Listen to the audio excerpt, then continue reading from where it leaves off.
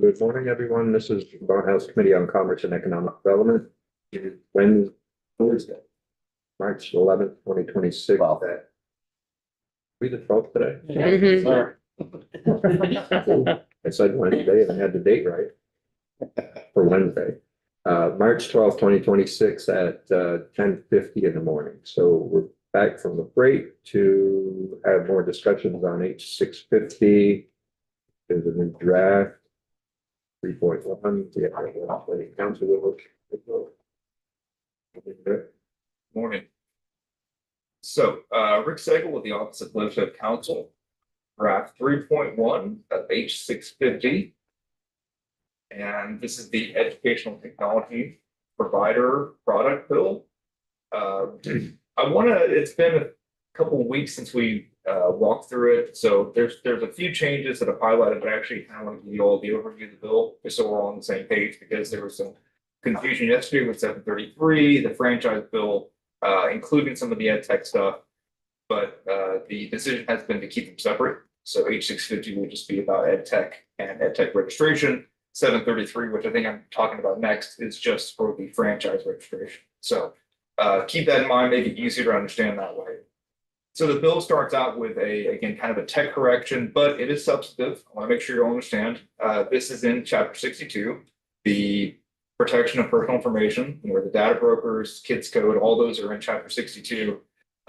This is the student privacy subchapter, which has not been amended in several years. There is a technical correction that it should be the enforcement should be the subchapter, not the chapter, which is the student privacy subchapter, and then adding language to ensure that the AG has that authority to adopt rules, et cetera, et cetera. You don't have to do this, but I would suggest that we at least do a B. I imagine the AG would support as their ability to basically do what the Consumer Protection Act gives them the authority to already do. On page 2, this is the substantive part of the bill for ed tech. You are adding a new subchapter in that Chapter 62, adding an educational technology subchapter. The definitions are pretty much the same, but I do want to go through them again. Educational technology product mean any student-facing software, application, or platform that may collect, process, or transmit student data, and that is good for teaching and learning purposes in a school in Vermont. A filing is an initial registration, amendment, periodic report, or other filing would be Secretary of State, as Secretary may require. Provider of an educational technology product and provider mean a person that, and the previous language operates. And there was concern that maybe not the best term to describe a business that offers this kind of service. So the suggestion is that develops or provides an educational technology product that is in use at a school with or that a contract with the school or school district. Rick, I think just provides. I think sometimes you have a developer that isn't providing it, and once they develop it and walk away, I don't think that makes sense to include them in here.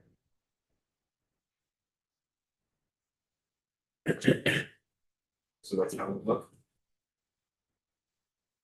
I think that's Yeah. the cleanest. Yep.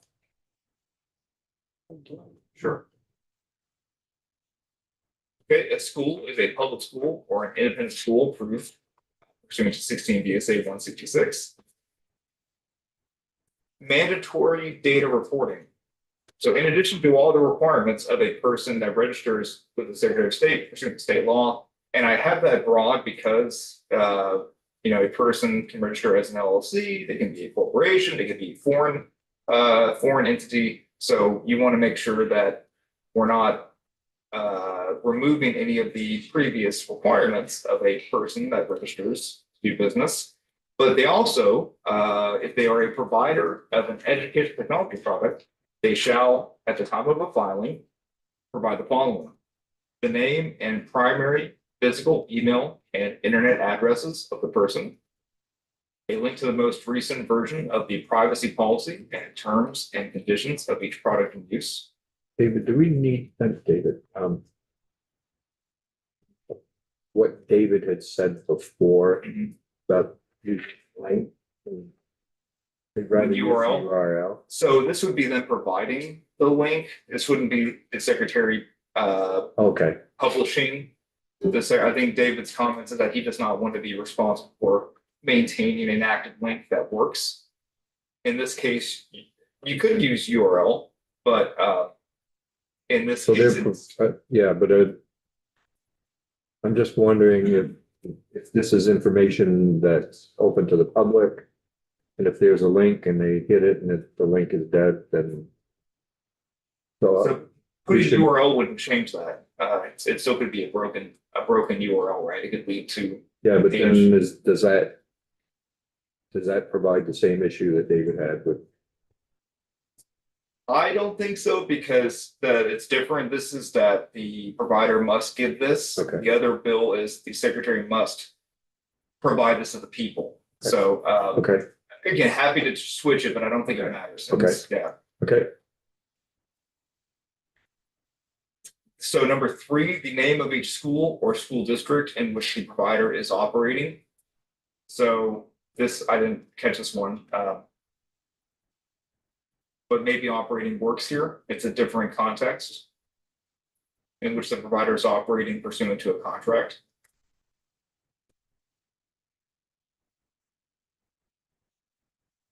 I think that's okay. Unless you all have a suggestion. I'm just wondering, what if they haven't? What if they're not, they don't necessarily have a customer area yet? They're looking to Market and market and so they wouldn't register unless they are aware of one of their, which is number 5 coming up. But if it's a free product, right, they may not have a contract.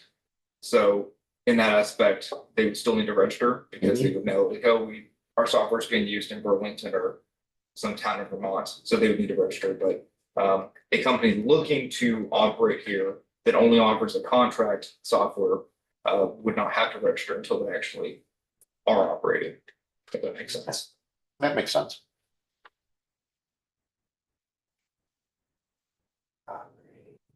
Operating. okay. Red Bull, something like that. Is that term appropriate? Well, think about it. Maybe we can continue and then come back to it. I think that the term up here that was again previously that operates, that's I think not the best term that was used. I think provides makes more sense. But down here, are you operating pursuant to a contract? Doing business? I don't have any good suggestions. Operating. The name of each school. School district, which is using the product.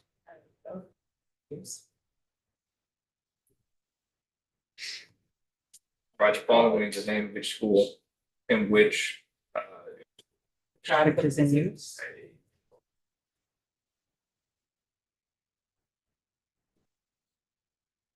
correct. So the calling them providers making it a little bit complicated. Manufacturer. Well, now that's It should just be the distributor. Right? Distributor.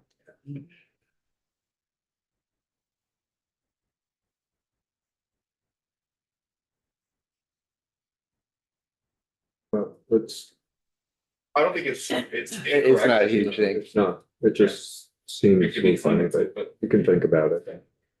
Number 4, the name and a brief description of each product operated by the provider, again, operated. I think provided here makes sense. What if they have a product they are using? But they have another product they're not using yet, but plan to use? Well, then they would need to, I guess, update. In the next filing, they would need to supply that information. Because it is every time it is filing is defined as every time they. Registration, amendment, report, or other filing, so I just feel like they're gonna be spending an awful lot of time on the site updating stuff. Well, but it's It's when they're required, when they are already required to re-register is when they have to fill in the new information. So if you, it's not, yeah, So they're doing this like yearly. Something like that. Okay, You have to have your yearly okay. check-in with the Secretary of State's office.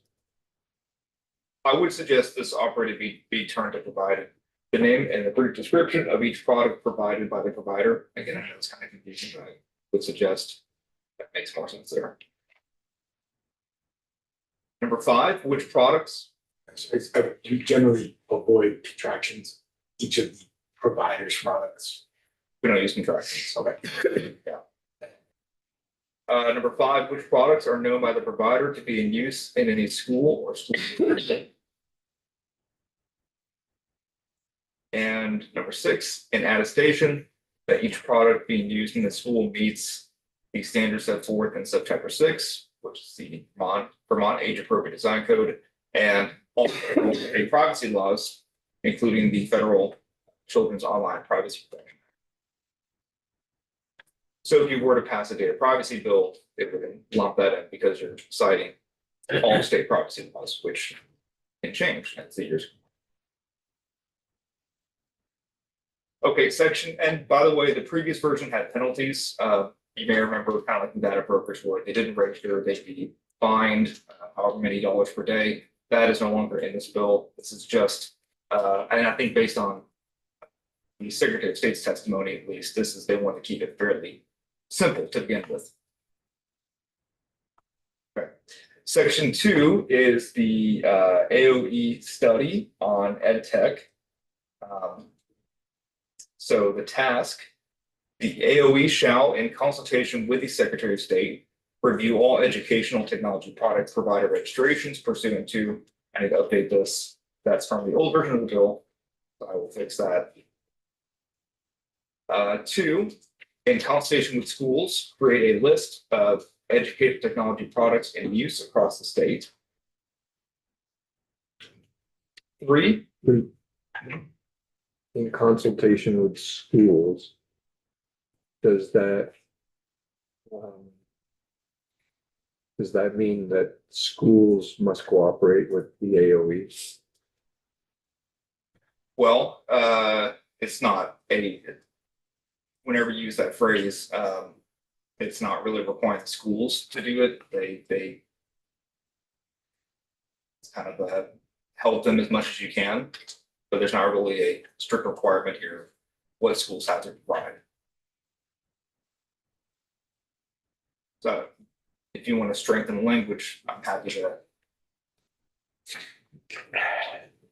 I was trying to be soft touch until we get more information and then strengthen it as we go.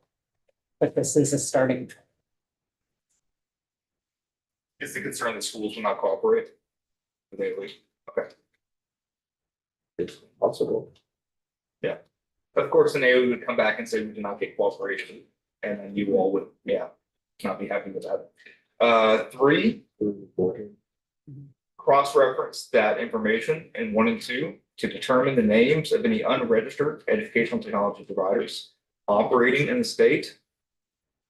I think there makes sense, but let's think about it. Operating in the state and forward the names of such providers to the AG's office. Yeah, I'm just gonna, how can school refuse to cooperate with AOE? With information? So I think the question is, does this law require anything, right? Is there some kind of stick for not providing the list of ed tech products, and there really isn't. So, what do you do when there's not cooperation? Submit a FOIA. I think more the attitude here is overworked. Okay. They have a lot to do and it's just not high on their priority list. So they ignore it. Another unfunded mandate. Exactly. And I think it happens.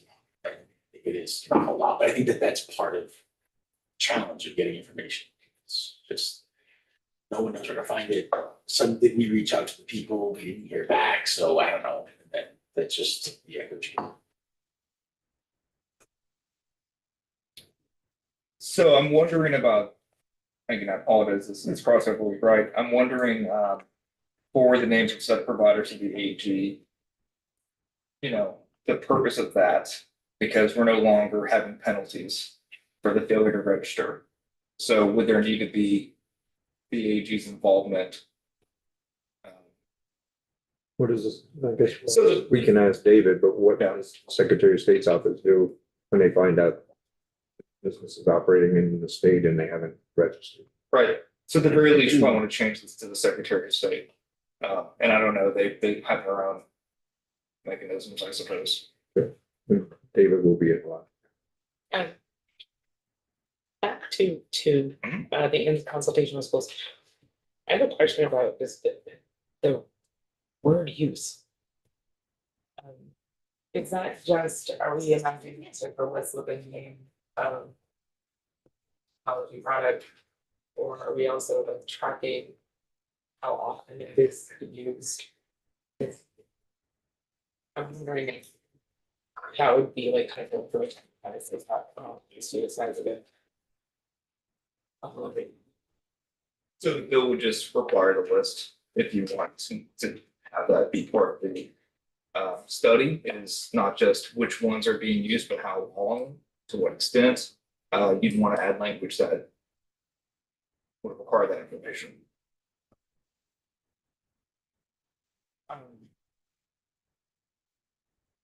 Yeah, I mean, I guess my thought is that that could be handy information, because if, you know, our computers are, or the school computers are being clogged up with, you know, a bunch of programs that are not actually being used.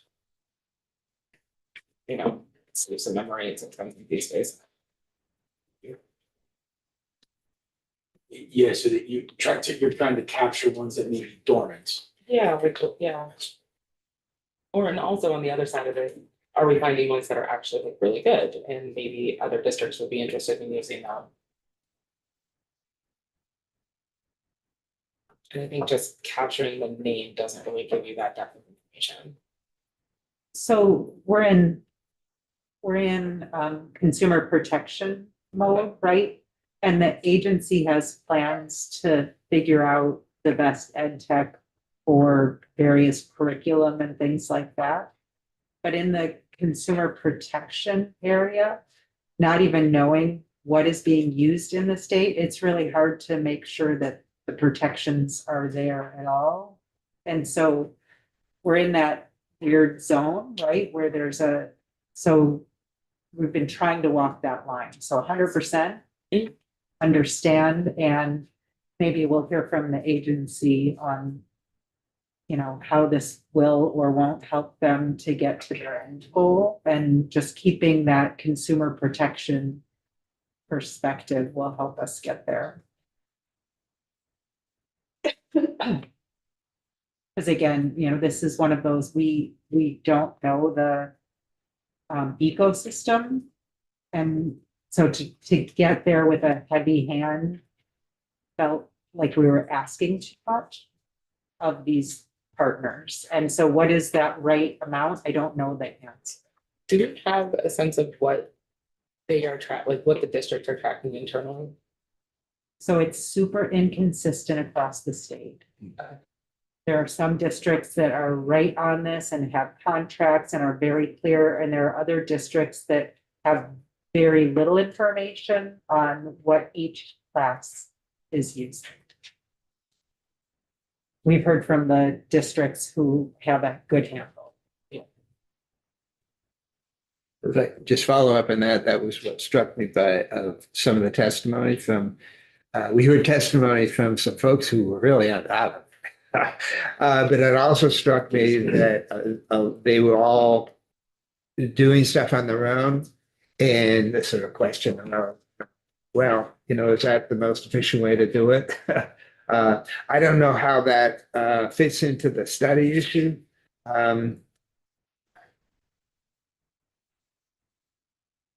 Maybe something about the, you know, cost effectiveness of doing things individual district by district.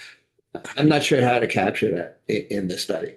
I'll think of it. Can I go back to one other issue? I see that the penalty provision was deleted, and I can't recall the rationale for that. This is in terms of registration, and we deleted that. Was it our thinking that the enforcement section would cover that? Or there's something else in the Secretary of State law that has a penalty of some sort? I mean, it's not huge penalties, but So might be no- good to have something. Yeah, so there's no enforcement in the subchapter currently. So it's in the student privacy, which is a different improvement subchapter. So this is a new subchapter in that's just for ed tech. You can add to it. I think the idea is you're starting something here and you're starting with registration. And you can certainly have a penalty if you want to add that, but my understanding is committee does not want to pursue the penalty, but maybe that's a discussion. So I don't know. So, Well, maybe that's the question. Are we gonna have other witnesses? John's gonna come back from Secretary of State? David, David. it'll be at 11:30-ish. I guess maybe I'd like to ask him whether he thinks, even that minor penalty is appropriate. On the registration piece, I guess in thinking about the consumer protection of it all, do we have a sense of what is freeware versus what is actually paid for under contract? Or should we?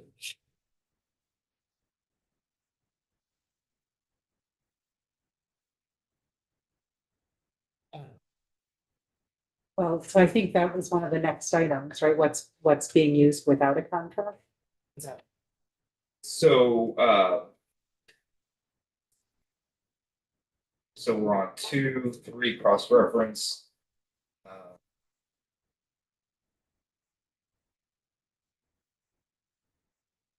So there's nothing that specifically, so you have to register, when you register, you have to provide the names of products that are being used in schools. But there's nothing in the study that has the AOE looking at that and checking to see if there's any products, freeware that are being used that are not. like And so hold on, the number 3 here, I think gets to that, where you're cross-referencing, like, here's a list of things that are being used with the registration, and maybe there's some holes. And they say, well, wait a minute, these providers are not registered. But it wouldn't, the AOE is not charged with further investigating that as to why is that freeware not being, why is the provider not registering that state? Because even if under this, if I have this correct, even if you are providing freeware, you still have to register. Right. If it's in use in the state, correct? If it's being used in the state. And I guess that my thought is from the consumer protection side, freeware tends to collect more data, in theory. So it would be good to know if they're using that. Because we all know nothing is free. Nothing is free. Your data is currency. So would you want to add something that I- gives them more? The committee is open to that. They would.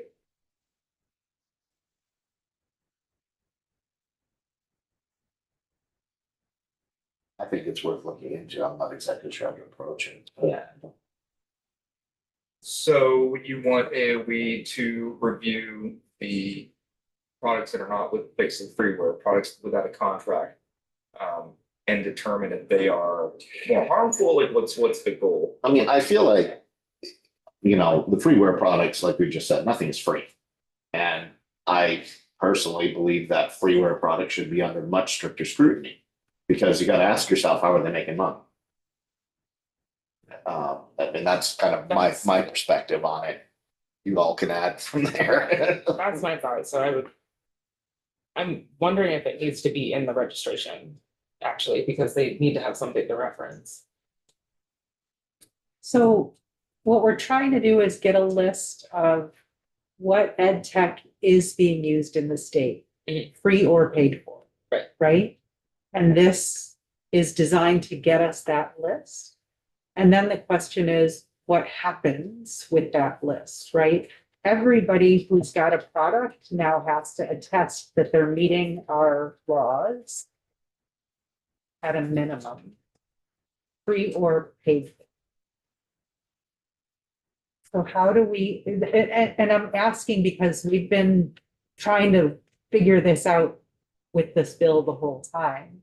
And so we feel like we've gotten that, but like, that's what's here, I think, unless Rick, you tell me it's not here. It's a, you know, the list is any ed tech product that's being used in the state on a list. So you'll get, yeah, so a company, of course, can't cover the bad actors, right? The bad actors you don't register, like with data brokers. But here, if an ed tech provider is aware their product is being used, their free product is being used in the state, they have to register. So ideally, you'd have this list, and maybe it's like a 75%, right? Because 25% will register. But you have that list of products, and hopefully the schools will provide that information in the study. And then AOE can say, at the very least, this is how much is being, these are the kinds of products being used in our schools. And then they can take further action if you want them to later on, but this bill wouldn't require further action. You would just require, what's the state of things? What's the state of ed tech? What's being used? What's being, and we're gonna get to the design features of the products. When it comes to certification. Does it make sense to add a field just with the pricing model? Is it free? Yeah. Is it subscription based? Is it pay as you go? Maybe that's part of the report at the end. You're trying to, yeah, so we're trying to Well, I get the think- lay of the land. Right. No, and then- that's what I mean, as far as getting the lay of the land, I think that's. Like having a list of what the products are is helpful, and doing that cross referencing is helpful. But I think that in the registration for the manufacturer or the provider, they should have to, like Tony said, say like, what's your pricing model? We can ask You David. can ask David, they might be able to put something in there, is it, you know, is it a free product or is it contract based? Yeah, because I think the further information that AOV is gonna look for, that's a helpful reference to have, to understand what features are actually being used and versus, you know, what they're attesting to, what is happening in actuality. So something I'm just gonna type this while I'm thinking of it, we can change it, but on, this is the registration piece, so. On number 4, this is what the ed tech provider submits to their registration. So the name and a brief description of each product provided by the provider, including which products are offered at no cost. Yes. Yeah, this computer. Something like that. Yeah, something like that.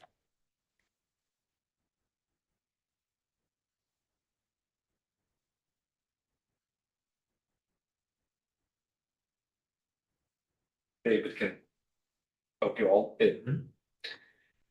All right, so going back down to the study. So cross-referencing that information, and then if there are names of providers that have not registered, submitting those to the Secretary of State. See what they want to do about that. Number 4, determine, this is new, and the task. The AOE shall determine where assistive technology should be included in an individualized education program. 5, provide a recommendation as to how the state should certify educational technology products for use in schools, including. So remember, the original bill had this certification thing where the Secretary of State and AOE would actually certify these products before they can be used. Now, this is just a recommendation for future certification. Which state entities should be involved in the certification process and what extent? I can question that on 4. Determine where assistive technology should be included in an individualized education program. Now, does that envision a statewide approach, or is that just a compilation from each individualized education plan that is developed around the state? Because it seems to me that that's gonna be the genesis of those, is what is gonna work for this particular student in this particular circumstance. So are we looking at aggregating that to a state level or doing something from the top down? I think we need language from the Agency of Education to help us with this. This came from that testimony that we had. And we need the Agency of Education to help us with the proper language here. Okay, because that was what was. Yep.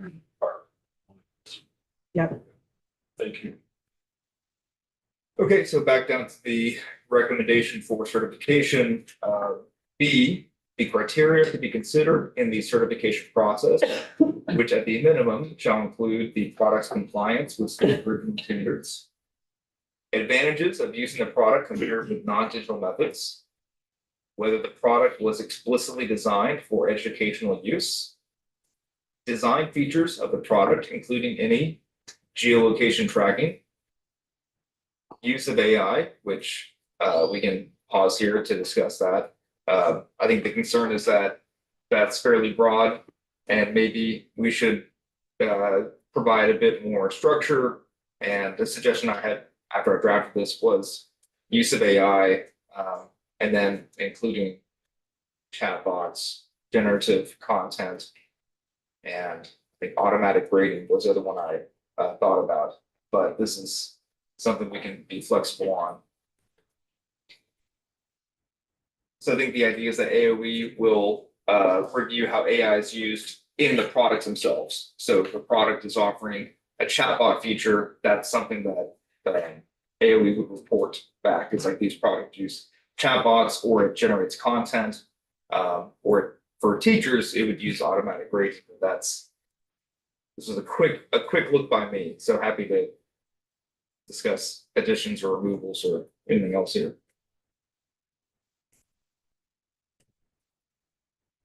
This might be a bigger question, but has AOE seen this draft? So, and they're okay with it or not? Well, they're coming They're in. coming. Oh, they, okay, fine.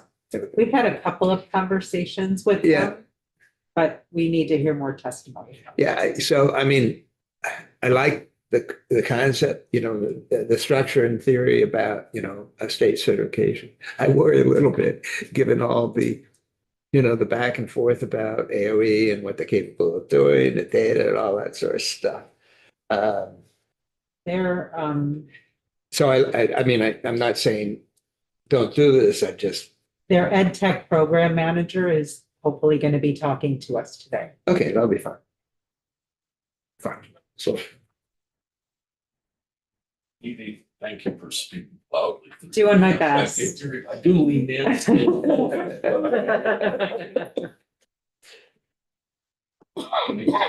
Yeah, I'm not against adding this stuff. Rick, I guess the question is, given that we were trying to do a back and forth on a bunch of trying to sync up Gen AI and artificial intelligence definitions yesterday, would we need to define each of those elements? Because we also have a definition of chatbot in one of the several of the bills on the wall. So I'm just curious, like, would we need to define each of those?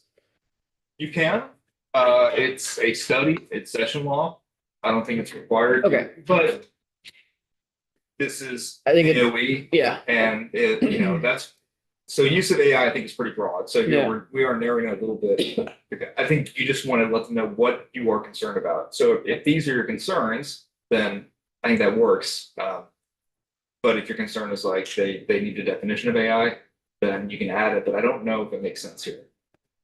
But again, I'm like a little bit worried about narrowing the focus in this because we haven't had a chance to, I feel like we haven't received enough testimony to the full scope of how AI is used in education. So I guess I'm a little bit worried about narrowing the focus of AI versus just leaving it broad, since it could, and yeah, it could be used in everything and we just don't know. We did reach out to one of the experts and we're waiting to hear back. Yeah. Yeah. so I'm going to remove this for now. So I'm just going to leave this with this, and you know, Great. because this is not. If that's okay, yeah. This is the current draft. So I want to. Well, Leave this is what I. Okay. Use of assistive technology. which is new. I'm wondering, is that the correct placement for this? Is that, it's maybe pushing for 80, for granting, is whether that is what, is that a design feature? No, Okay. Then it needs to be its own category. yep, Okay. Can we come back to that? yep. Okay. Just these. The other ones have not changed. Personalized recommendation system, which could also be AI. That's kind of what I am concerned about is a lot of this is maybe not the same, but they kind of overlap. Access to adults unknown to a student, and features that would lead to compulsive use. Do that the other way around. Yeah. Oh, sorry. My God. Yep.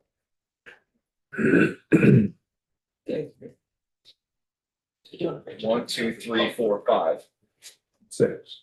6. They didn't give me accounting types when I got the job, so.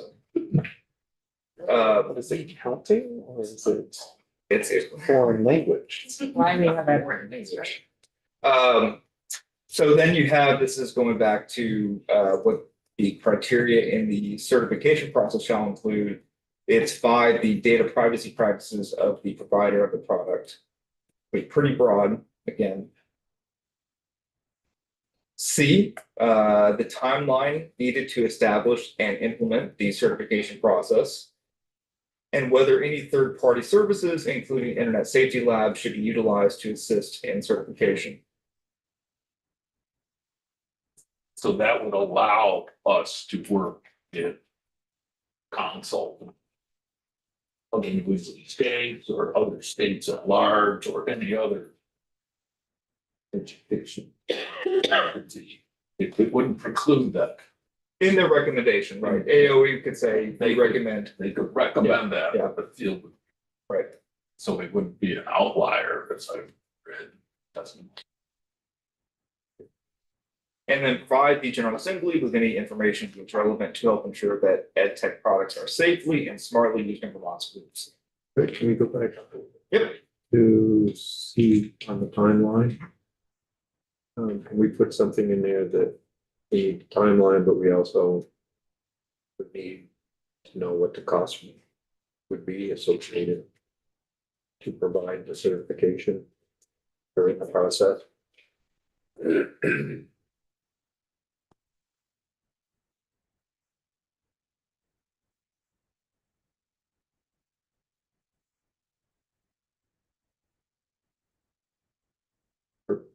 Maybe that is where my thought goes. If there's a cost right now for having each school district review products. And so definitely there's a cost to moving to a more state-based system. But it'd be nice to compare that cost with the costs that we've already embedded into the education system. Understand what I mean? Can you repeat that, Rip Olson? Not that I figured out. Yeah, you know, Absolutely. absolutely, absolutely, you need to think about, you know, what the estimated cost is. I'm just saying it's compared to what? And right now we have some districts that are doing a really good job, it sounds like, of vetting products. There's a cost to that. And I should suggest something. There's a cost to what we have right now in terms of some districts, not all, but some districts doing a real good thorough job in vetting stuff. And I just think if we talk about the cost, we should talk about the comparative cost of doing things slowly. This is though unique to the certification process, right? This is a new thing that the state will be doing, is certifying these products before they can be used. So I'm wondering if that's. Yeah, well, yeah, but I think right now individual districts are performing that function, you know, whether they call it certification or not. Yeah. They are, you know, before they allow, from what I understand, before they allow a product to be used in a school, they scrutinize it pretty well. But some are, some aren't. Some, exactly. And the ones that aren't scrutinized, there's no cost, I guess. But there is a cost. And I don't know how, that comparison of costs would turn out. I mean, there's two models. I don't know that they. I don't know that that would change in those schools. I think they probably will still have people there watching over the technology. I don't think they're just gonna rely on the certification. I mean, if we're looking for a certification from the state. It's not gonna change what individual school districts are doing as far as technology goes. I don't think. Well, it might be a different role, though. Might be a different kind of function. And one might be more intense or, involved than another.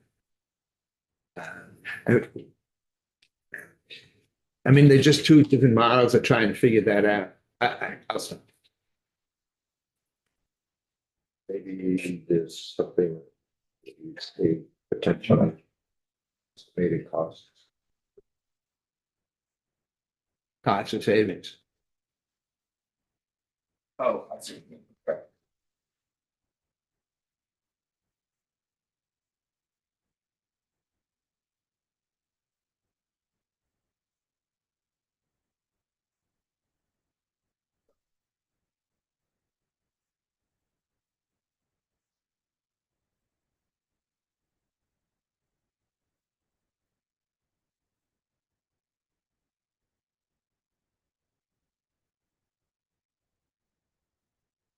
Basically, schools will not be having to do this work, so you're wondering how that will save them time and money, or just. Well, it could be estimated cost or cost savings. Yeah.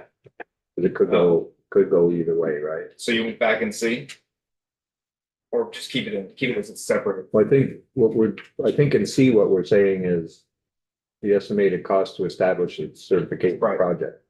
So process, so that's more for AOE. In D or ED, we're saying, we also want to know what the estimated cost or cost savings for school districts could be. Right, or would be. Right, that what you, I'll fix this, but.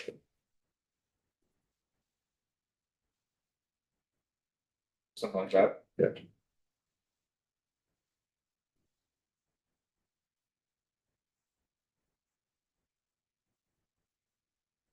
School districts, not schools. Districts, I would think. Well, schools, I guess. The bill uses the term school.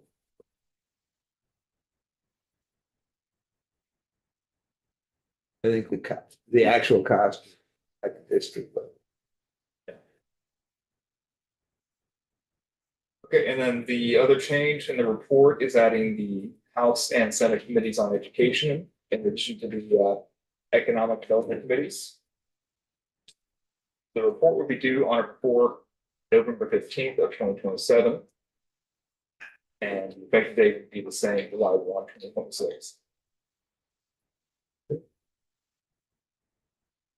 So there's no question about that part, just going back.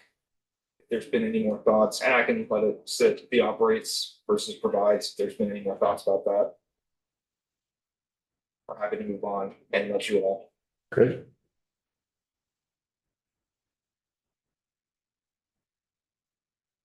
Thank you, Rick. Yep. Are we doing 7:33 next, or are we continuing? No, we're gonna finish this, and we'll do 7:33. Secretary Saunders. Good morning. Hi, good morning. I'm here to answer any additional questions, but Josh Bloomberg will be giving those. Okay. Great. Josh. Morning. Morning, y'all. So thank you for the opportunity to provide testimony on H650. The Agency of Education shares your committee's concern for student safety, data privacy, and the quality of educational technology used in Vermont schools. These are goals the agency actively works for every day. However, the agency has significant concerns with the bill as drafted. mechanism it proposes would duplicate infrastructure that Vermont has already built.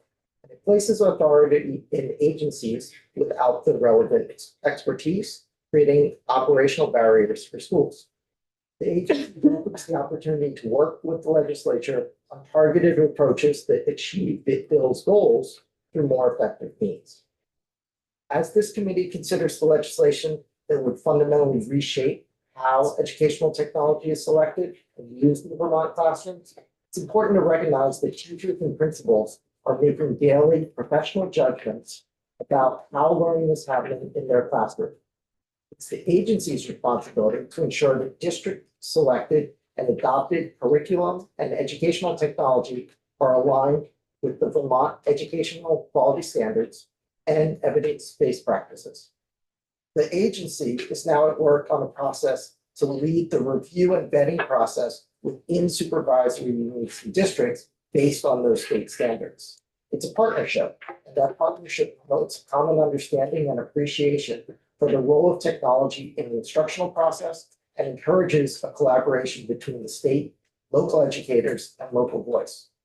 The district level testimony this committee has heard reinforces the multi-step processes districts use to vet educational technology, the way they process the feedback, and the professional judgment of teachers as being integral to the process.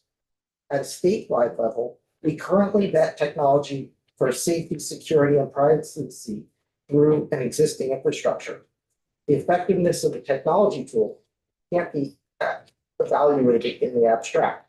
The way the tool is used in people's classrooms, how it's integrated into the instruction, and the way teachers scaffold its use, how it serves diverse learners, all of that is integral to whether or not the tool is going to be effective. The state certification process declares a product certified or not certified without the context of how it's being used in the local school. And that provides a false sense of assurance while stripping the educators of the professional authority they need to serve their students well. Vermont has not been standing still. Starting in 2018, the state has built a robust system. We created the Vermont Student Data Privacy Alliance. And the nice thing about that alliance is it's part of a collaborative of 28 state alliances. We partner with tech to administrate that alliance, and most of our school districts use tech in order to negotiate those digital privacy agreements. So tech supplies the lawyer infrastructure for those negotiations. And tech represents currently 13 states, about 14 because Colorado's added on. And so that gives a lot of leverage when negotiating the digital privacy agreements with each of these districts. Instead of those districts standing alone negotiating it, it's a collaborative. So when a district is looking to sign the digital privacy agreement, they're able to piggyback and check in the Student Data Privacy Alliance database whether or not another district or another state has a digital privacy agreement that covers what they're looking for, right, for the Vermont standards. And so all that's built out of that National Data Privacy Consortium's standard agreement, and then states have what's called their Article G of that agreement, and that's additional regulations. So for instance, New Hampshire requires that if a educational technology company is going to sign an agreement with New Hampshire, they have to protect staff data in the same way that they protect student data. So they want the same to apply. And typically, we kind of benefit by the fact that this negotiation is happening as part of the consortium. So the current legislation that's proposed, it bundles data privacy with kind of educational technology effectiveness in the classroom. And our system splits those out. You can't get in the door if you don't have the data privacy, right? Like that's the groundwork. And so we have a database of what all those data privacy agreements from every district is. A number of districts actually post that on their website. So you can go to their website, see that list of what agreements have been signed. So that all creates a good foundation for in the door. And I think we need to consider how these things are used on the ground. a lot of these technologies provide accessibility needs. And I know Patricia, I've been her testimony highlighted this, but we need to be able to meet these students, and these are legal requirements for the accommodations for those students to be access the curriculum. And a lot of times that educational technology is meeting that need. The other thing we need to do is prepare students for their careers. And so some of the technology that they're using, particularly in career and technical education, but also in high school settings, they're not built for education necessarily. Use Microsoft Office, it's not built for education. And the ways you can use it is what's important. So, the school needs a system for vetting all of that.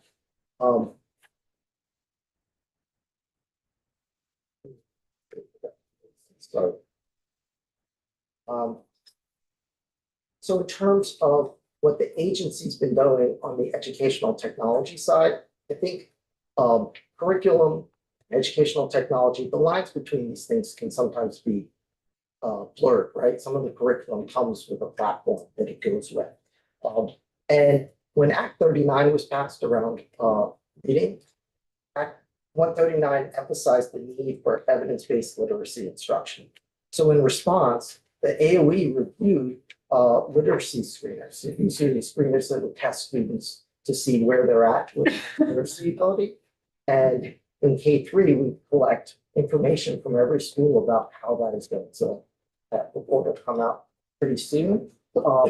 So we gave specific advice in terms of which literacy screeners meet the requirements of Vermont standards. And that's important advice, so each district doesn't need to do that research alone, right? And the nice thing in terms of educational technology and curriculum, on the curriculum side, there's some organizations like Ed Reports started this, but now a number of states are posting where they've done these documents into curriculum to see whether or not the resources are appropriate.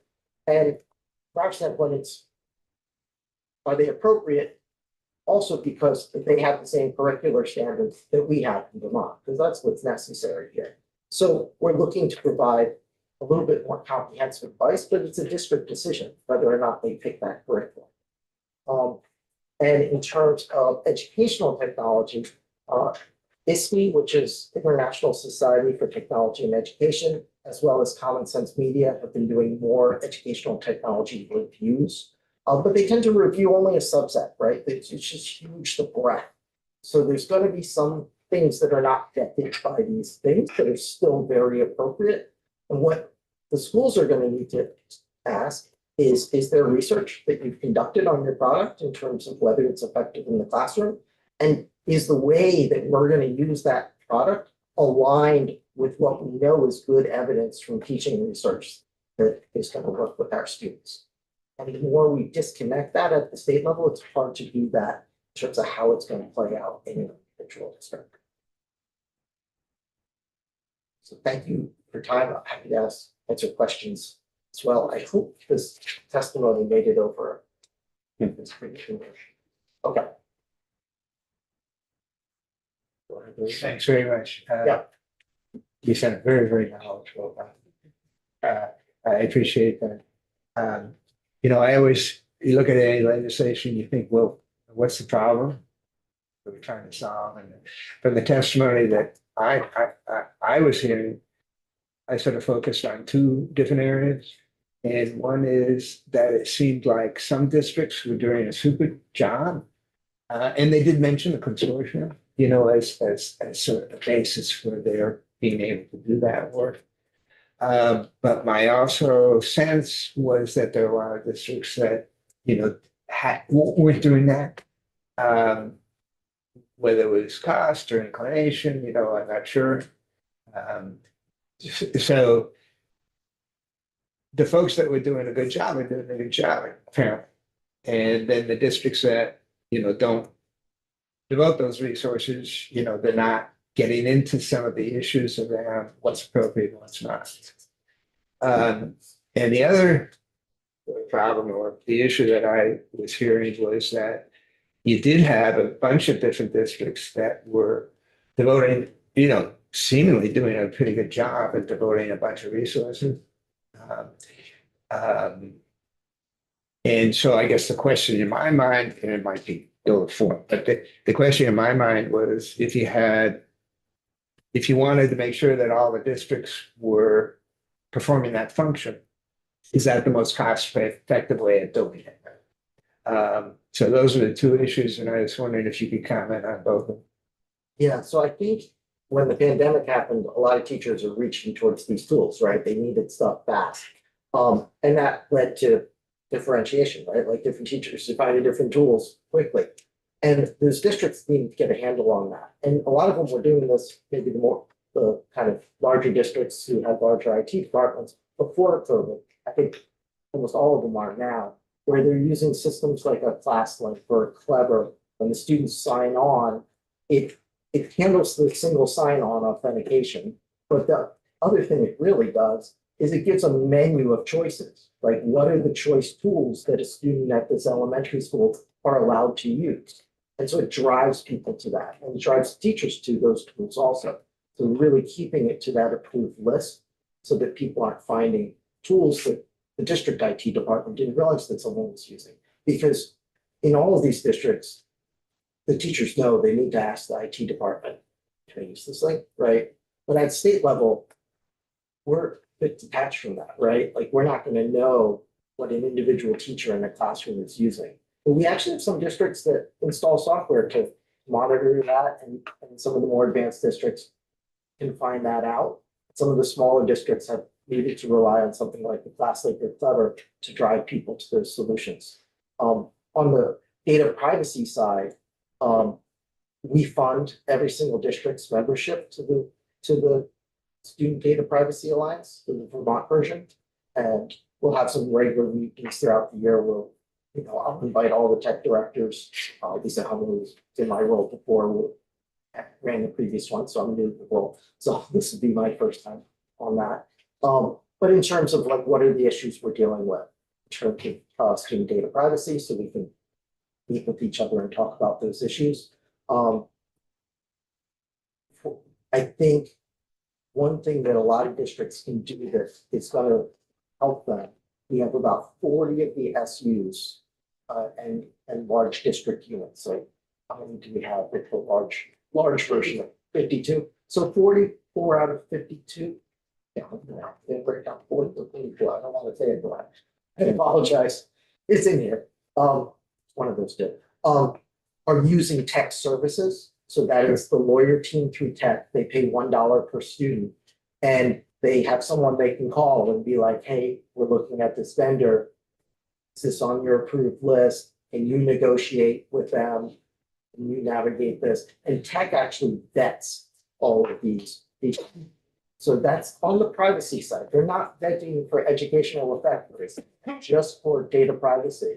And so I was in a meeting with tech lawyers 2 days ago with state leaders around the country and districts not around the country that use tech services of those 13 states, where they were dealing with an issue with the vendor. And, we were learning about what the issue was, and the lawyer was stating where they're going to hold the line in terms of those contract negotiations. So that gives us a lot of power that we wouldn't have if these districts are standing.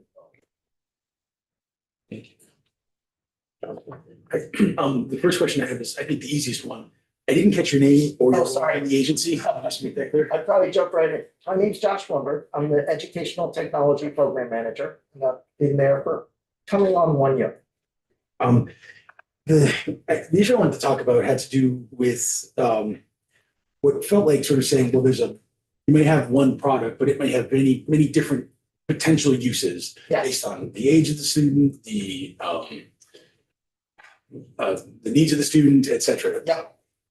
One of the things that seemed kind of compelling when we heard previous testimony had to do with where's the research for this particular tool's effectiveness. Is the idea that because there are so many different potential uses, they can't all be researched, and so we can't take that sort of research first approach? Or am I misunderstanding? No, but I think there's two classes of research. So if we looked at a product like a Mirror, Khan Academy, everyone's kind of familiar because they're free. So a lot of people use it in their with their kids in the spare time, even more so than the schools using it. But Khan Academy is a big nonprofit. They're all around the world. They have a lot of research.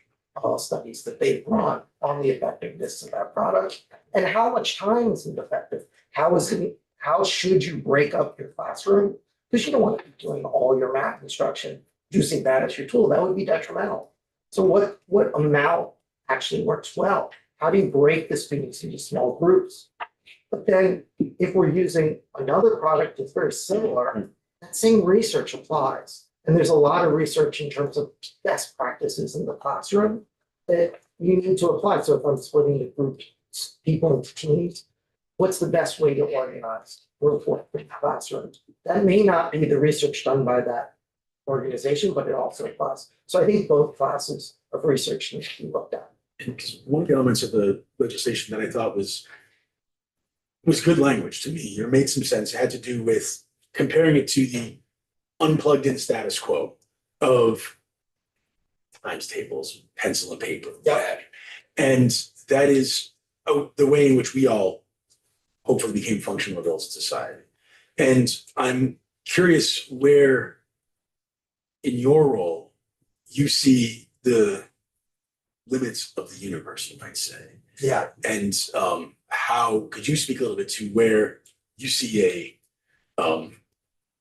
circumscribed boundary to when it's advantageous to be outside of the digital realm? Yeah. I mean, Is that part of what your job entails? definitely in terms of advice and training. So I think two spots. One, distraction is a real thing, right? And so reading a tangible book, it's hard to get distracted in a book. We've all tried to read long things online, and I can't.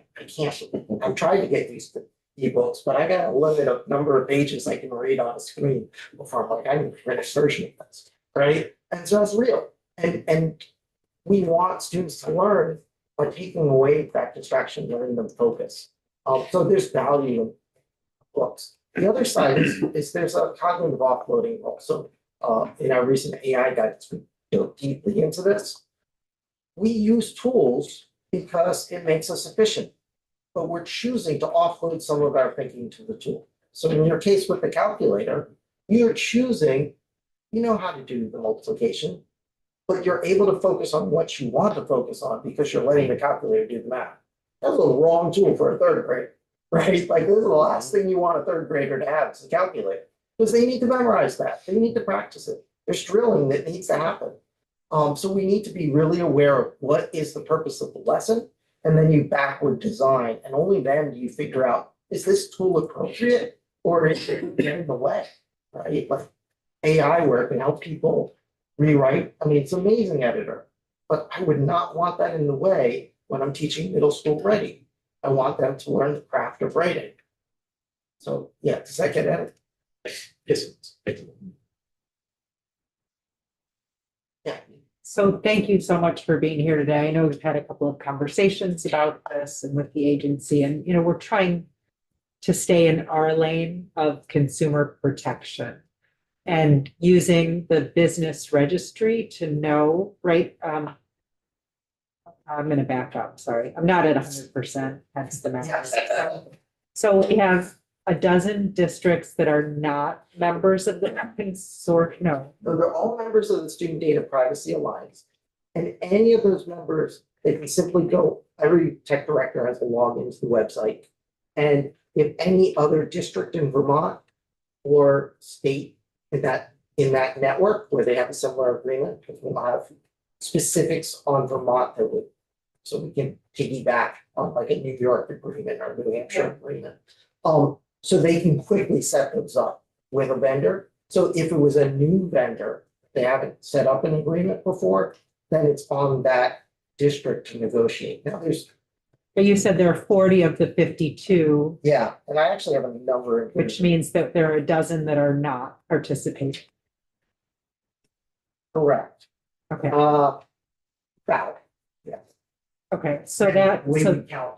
yeah, These districts can be so strange because it's contextual. yeah, So there's about, there's 2,438 privacy agreements, the last I looked, that cover Vermont. And so if any of them are within that 2,011, then it's super quick for them to just simply add it. And these privacy agreements are with paid for products and free products? I don't think you should let anything store student data unless you have a digital privacy agreement. It doesn't matter whether it's free or not.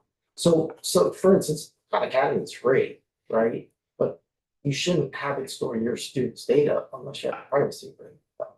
Some vendors won't sign the agreements unless they have a paid contract, and some don't care. They'll sign it with at the free level as well.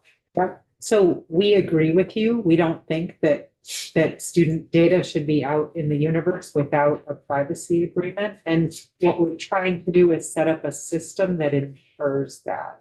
And it's not opt-in. It's just, It's not opt-in because it's federal law.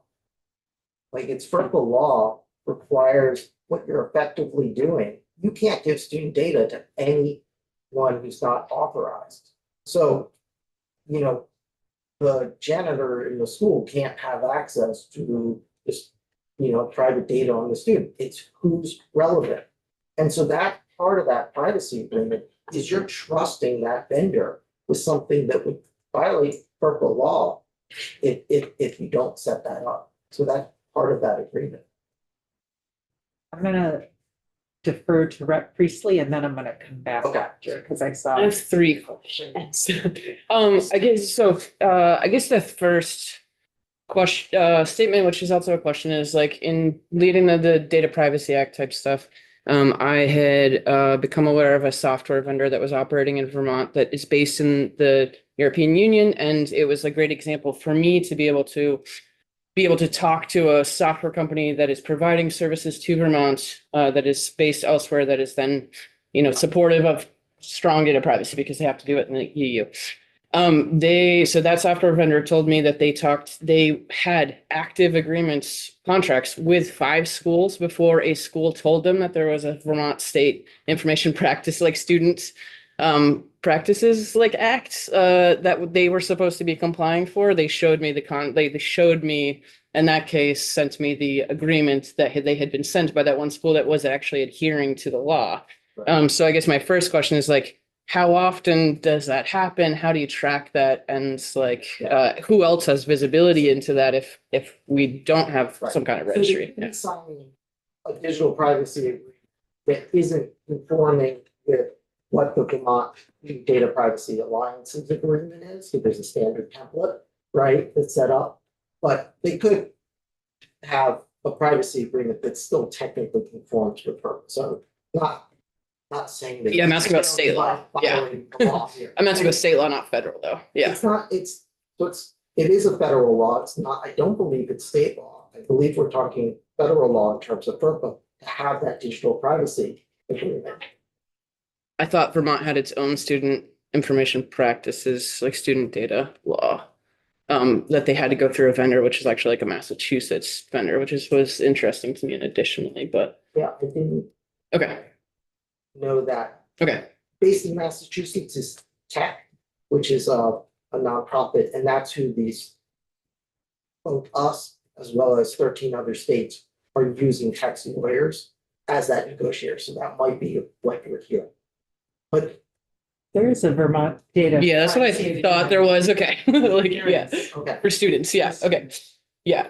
And so basically the software vendor was saying 5 schools allowed them to be out of compliance with this law before a school said they had to prove that they wouldn't be out of compliance with this law, basically.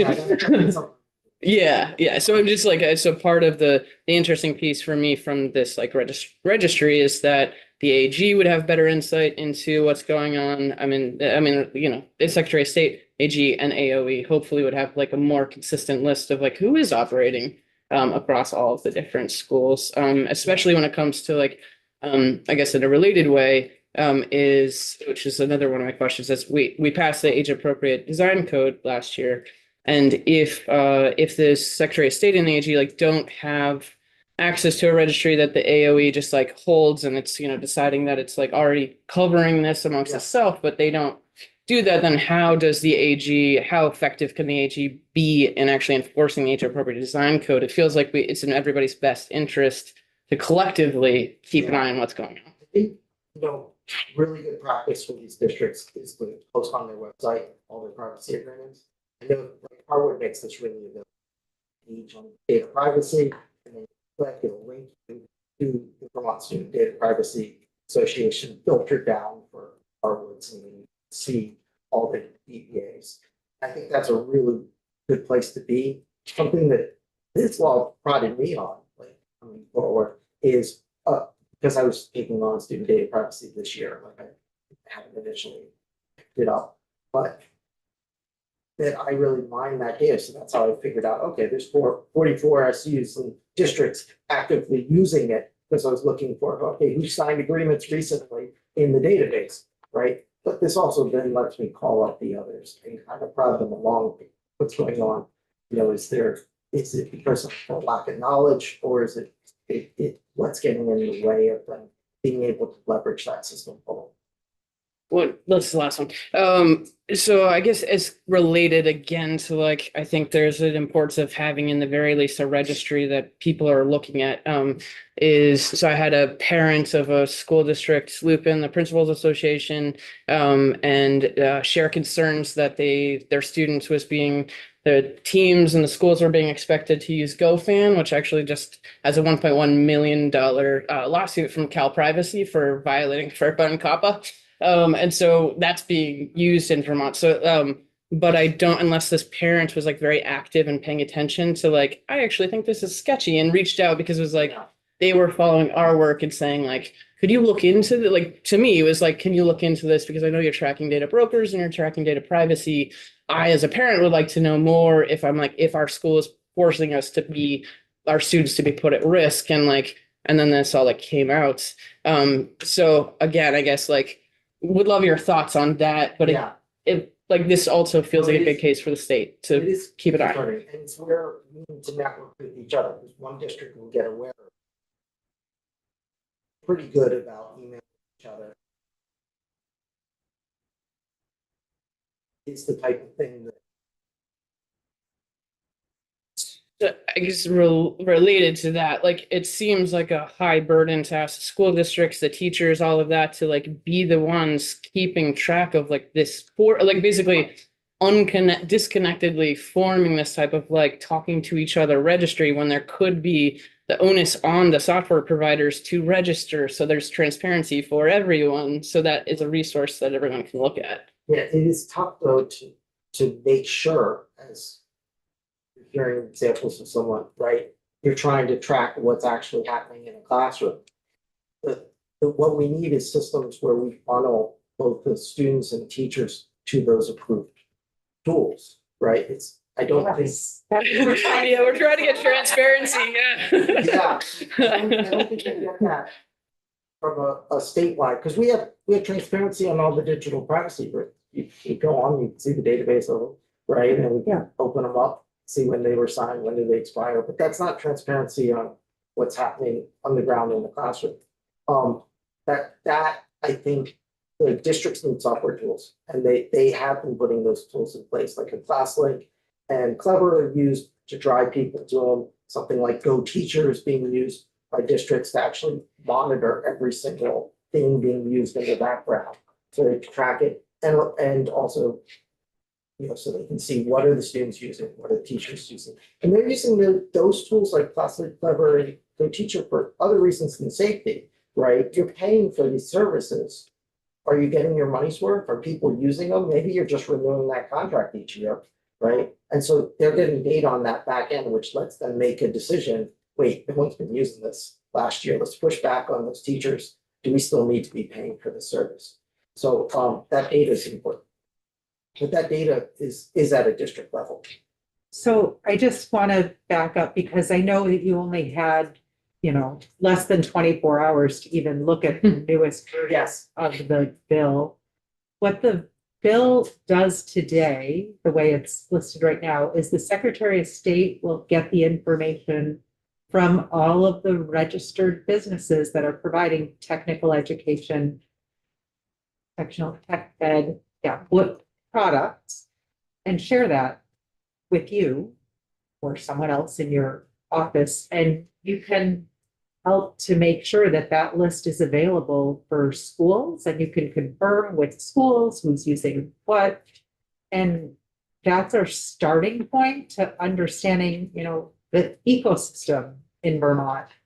And we've asked that you come back to the body here with how to make sure that those products are effective in where they're effective in providing, the appropriate, I guess, education to students. Yeah.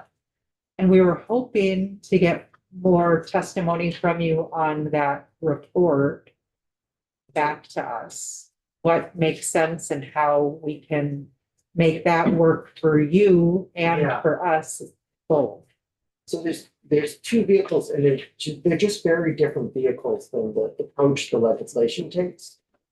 One is what's called Article G of the Data Privacy Agreement. That's specific clauses that a state puts in effect to say, hey, making a digital privacy agreement, you want to get in our state, here's the extra clauses. And there are, like I mentioned, that one from New Hampshire that you had to cover the stats purposes. But Colorado has one around ADA accessibility of the tools, right? And that they comply with ADA requirements. So that's one vehicle that just fits in the current structure, right? Without then the other vehicle I think is really us putting more guidance out around things like the selection of curriculum, the selection of SIS platforms, right? These schools have to pick what's your student information system. These are bigger platform choices where we can put out that guidance.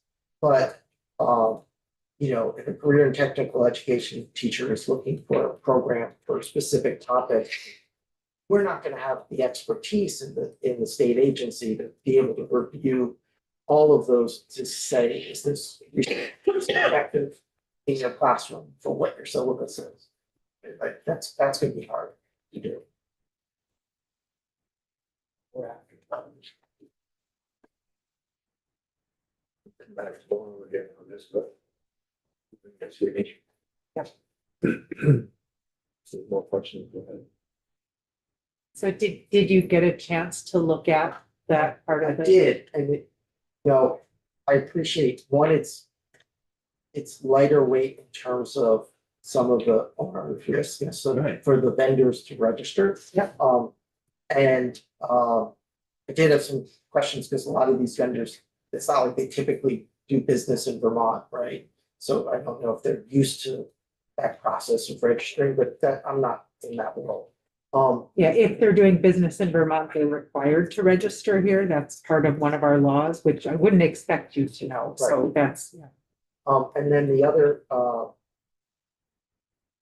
piece that I appreciate is kind of agency providing clearer guidance. And one thing that I think we've done a lot better is I think there's a natural reticence to say, oh, this product or this other product. There's a feeling from the agency like that's not our role.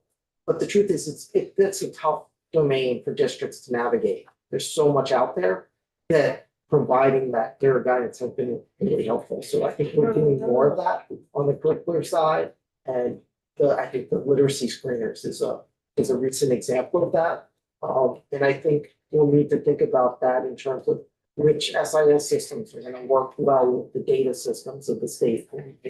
But I don't think it's going to cover every nook and cranny of EdTech. It's going to cover certain domains. One last question. So it strikes me that you might be, and I know you haven't had a whole time to look at it, but the scope of the bill is much narrower, much more discreet than what maybe you looked at private before. And the report, in my mind, is asking you for input on those details. Yeah. It's not setting up a certification system saying you need to do this, that, and the other. It's looking for feedback and consultation with a bunch of folks on, I would say, whether or not, to set something like this up and give us your feedback. So I just, I mean, I think you were identifying a lot of issues that might happen if something was Yeah, yeah, yeah. passed. It's a study to try to get more information from folks who know what they're doing. No, I appreciate it. I mean, this is important stuff. Any other questions? Thank you.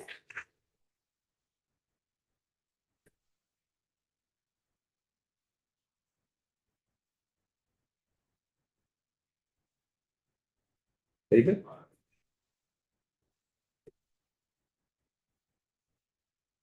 Cut into everyone's lunch, but usually cut into lunch and come back out on the floor. Hi. Hi. Good afternoon now. To all of you, glad to be here. David Hall, Director of Business Services Division. How can I help? What do you want to talk about? What can I do? We had specific questions for you. Okay. What were they, Herb? Well, I had one. In a prior version of the draft, there was a little penalty section, you know, I think it was $50 each day if you didn't register or whatever. And that was taken out of the bill, and I'm wondering whether you have any other mechanism or whether you need any other mechanism, should someone fail to register. Did I make sense? Good question. So, I mean, there's the underlying construct already of you required to register if you're Right. doing business and, you know, if you don't, there's some enforcement pieces to it. I mean, those are nuanced and it is the 50 per day of the year. There's also, you can't access blah, blah, blah, but that stuff is, you know, your question reminds me that it's an imperfect fit. There's a gap, and here's what the gap is. That language, the $50 per day, the civil enforcement by the AG's office, the you know, inability to access our courts for either, you know, affirmative filings or defenses is applicable to domestic assumed names, partnerships and UNAs. It's applicable to foreigners. That is not applicable to domestics, for whatever reason. Never has been. Oh, is that right? Yeah, never has been. So the consequences there if you fail to register. Well, if you fail to register, you get captured under the. I can explain why. We don't need to go into it. The bottom line is that you are relying on the underlying framework for any sort of enforcement capacity. It is not a separate violation that you fail to answer the ed tech questions or supply the ed tech information. So if you want a separate basis for that failure, I would put it back. And is it through your office or through the AG's office? Yeah, so The enforcement. all the enforcement is committed to the AG's office. So we still need the report to go to the AG's office. For the list of companies that. Yep. Are not registered? Yeah. Yep. Okay, do you want both of them or just BDG? Do you need the list too? I'm sorry. Anybody that isn't registered? Or does just the AG need the list? I mean, how would that list be generated? How are you gonna determine that somebody's? registered? Well, we find out from schools, Okay, they're gonna, you know, they'll, sure. AOE survey the schools and find out what Okay. software is there, they can and match it with what you have Fair. on your. Yeah, I mean, that seems like part of enforcement to me, and that we don't try really hard not to take that role, because that's committed, civil enforcement's committed to the AG's office. I mean, we have expanded in our last year's legislation a little bit of our administrative authority to try to deal with cases of express fraud or, you know, intentional consumer harm, because that's more expeditious than trying to go through a lawsuit. And it helps us react positively to the false information in our records, but we're not in the business of writing people nasty letters or demands or investigations or enforcement actions. We just don't have the staff for that or the capacity. Makes sense? The questions for David? Hello? I had a question about tracking whether the product is free or not. And if in the registration, it's appropriate to ask about their pricing models. That is a pure policy question that I don't have a position on. I mean, I think it's a good question, Is it something that you? but we are, I mean, substantively, I have to say, like, we are completely agnostic on what goes into it. Our job is to build something that aggregates the data that you, and that would be useful to AME and AG, and present that in a usable format. What that data is, I'm the least qualified person in the room to tell you. Other questions for Dave? I wanted to. If I can take 1 minute to talk about the constructs, I mean, this bill is gone in maybe a big circle and, began as sort of a freestanding registration requirement, which I interpreted to be yet another module. And then it became substantively, and I think we got a little gun shy on being people responsible in part for the substance. And I appreciate you hearing our concerns on that and stepping back from that. And now we're to this place where it's part and parcel of the registration process. And for me, that works. At the end of the day, I'm not sure those implementation questions really matter all that much for you. Is how we do it matters quite as much as what we do based on what you tell us, which is all fine too.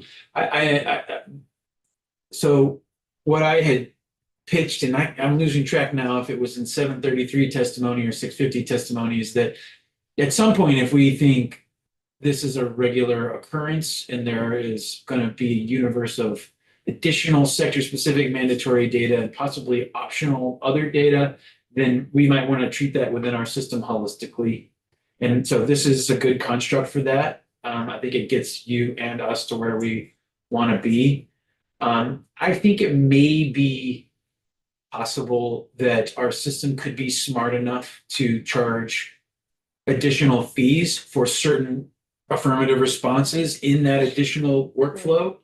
But I'm not prepared to be able to tell you firmly that technologically could work. So I'm not going to ask for that right now. But I just want to flag it in case it's somewhere in the next 2 months. My vendor tells me, turns out if you check yes, I'm an ed tech provider and give me all this extra stuff, we can tack on whatever dollars to help offset the additional build cost. So I'm working with them on that, and I'll just want to put a plug in for our reservation there. Okay. Anything else from David on? Let's see. Great. And then we'll switch to 733 real quick.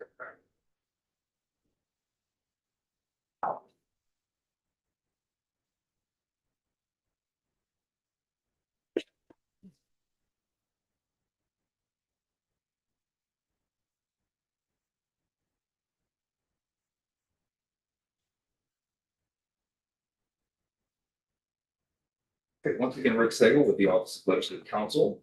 And 733 is it's a 2-page bill now. Draft 3.1.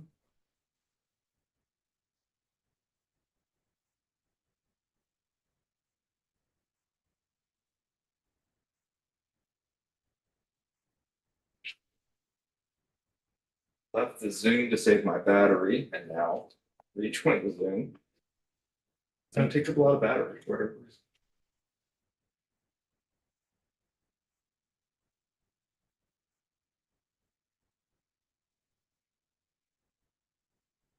Okay, so this, again, yesterday, 733 had all the ed tech stuff in it that was separated, the bill separate.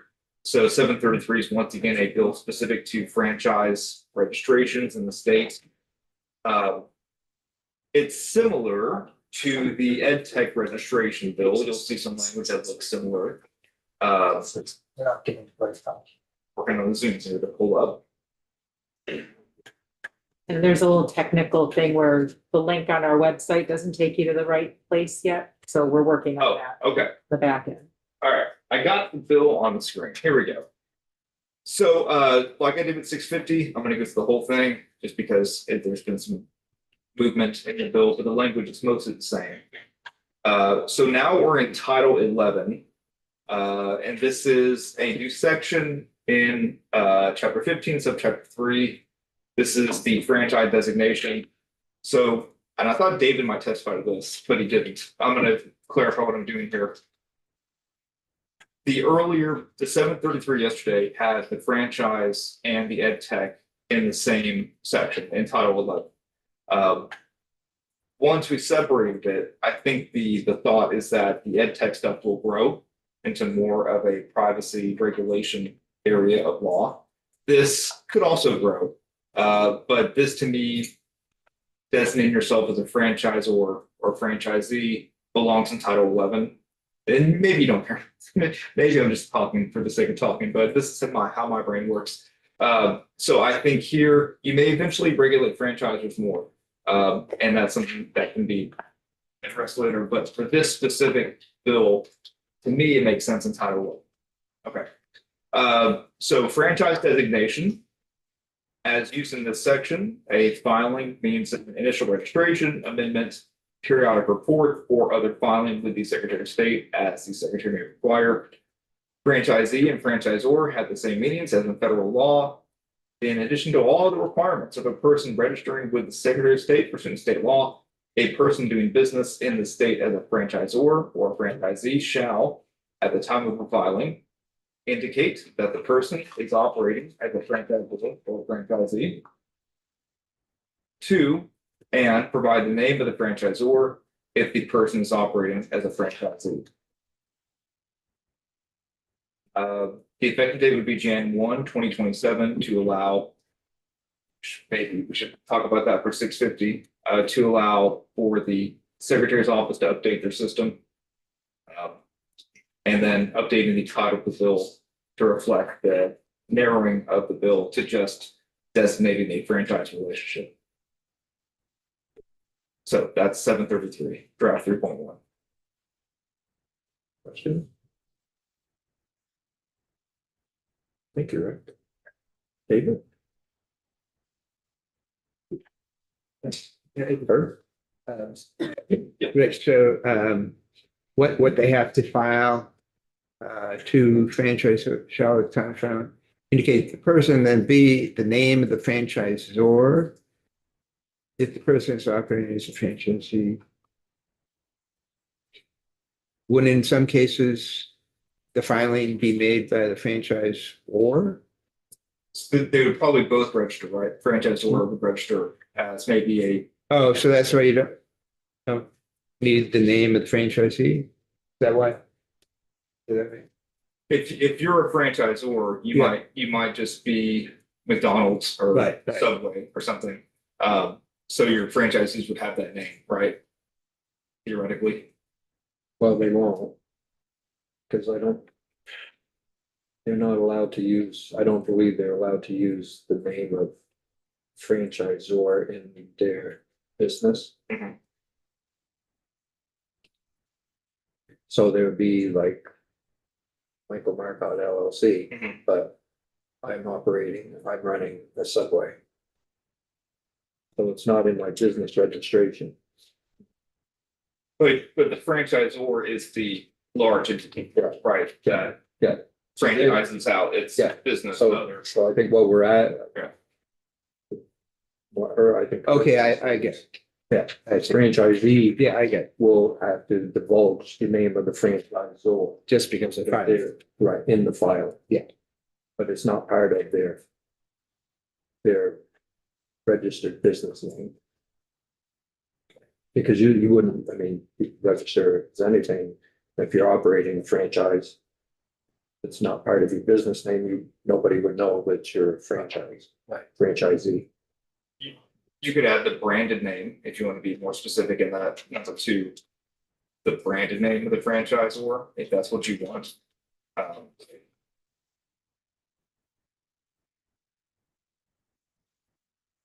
I think David may testify to this as well. There could be many types in the name, it may not be consistent in how they spell a franchise or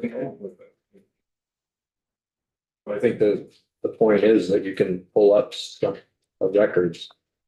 Just looking at franchisor. Yeah. And you should be able to see all the franchisees that have franchisor.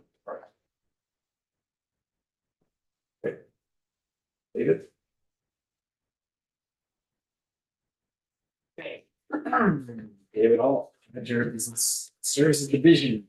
And now we're it's H 733. Okay, so we're talking franchisors and franchisees. Yeah. Okay. You want me to keep the screen sharing, David? so you can- Sure, thank you. So I think this is pretty straightforward, and it would be a comparable mechanism or construct in our system. It would be part of the business registration module. I appreciate your definition of filing. That's very helpful. And I think it helps you get better data. We wouldn't implement this literally to mean that every single time you come to us, you have to repeat this information. What we construe that to mean, tell us at an initial juncture, and then if you file an amendment, update the information. But it stays with the filing, Right. and as you re-register, it's still there. Yep, and when you come back to file your AR, update your data just like you would anything else. It's amendable, it's updatable, so that's good. Time frame is, So it, you know, the law can go ahead and take effect whenever. I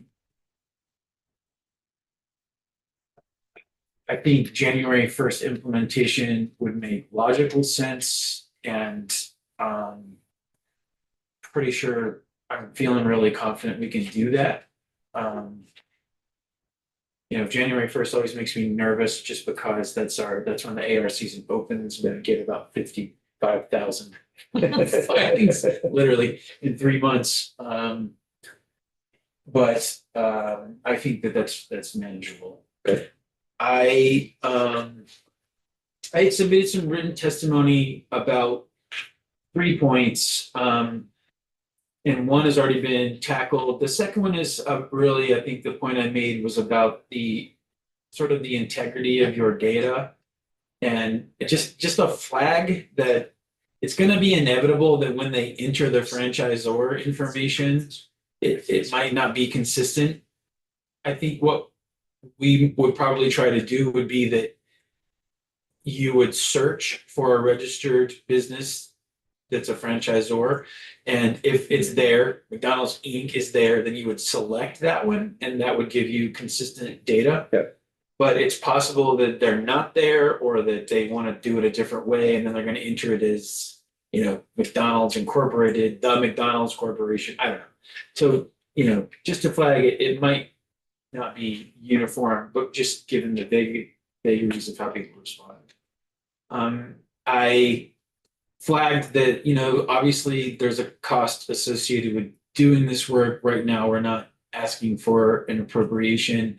I've already touched on the point where we might consider additional fee, but we're not wedded to that either. So right now we're okay as far as our operating revenue goes. And this is probably work that we're going to be able to cover, but you know, all of that stuff is way above my pay grade and is in the end part of our, they have to look at the agency as a whole and sort of continue those conversations just like the money committees will be doing. So I just want to be fully transparent about that. It could be the case that, you know, we suggest a surcharge for the franchisee disclosure or for the ed tech provider, but I don't know that yet. okay, And the last bit, the fourth piece of the testimony that I added was, again, like one holistic place in law, but I think that the construct that you've got is good to have this one here, to have the ed privacy there. It's fine. It all ends up in the same place. other questions for David? Great, David, thank you. Okay. Your pleasure. I think we will schedule this for tomorrow for a vote. Same with 6:50. whatever, through 11, so whatever's hanging out. So we'll be back, at 1 o'clock. Sorry to take half an hour of your lunch, but you'll save it in the end. We'll bank it. No, I'm using it. You'll bank it? Yeah, we'll bank. I'm into my bank account right now. Remember, it's a 2-for-1. Right. Yeah, I get 2 and you get 1. No, no. That we will